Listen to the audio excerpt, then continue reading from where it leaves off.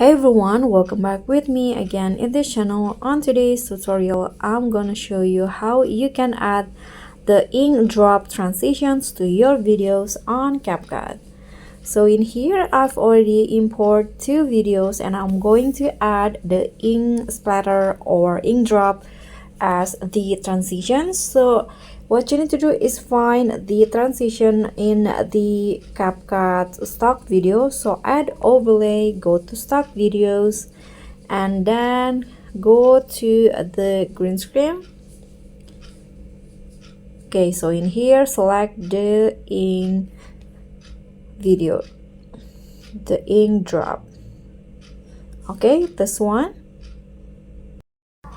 ink video right here.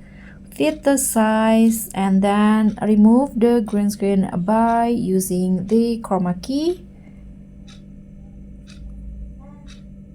Okay, click on the check icon.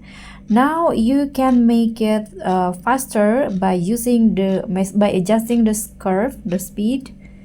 Okay, like this. I'm going to go with the speed. Click on the check icon and let's see the result. So this is the final result. And that's all for me. Thank you so much for watching. Don't forget to like, comment, and subscribe, and also click on the thanks. Bye.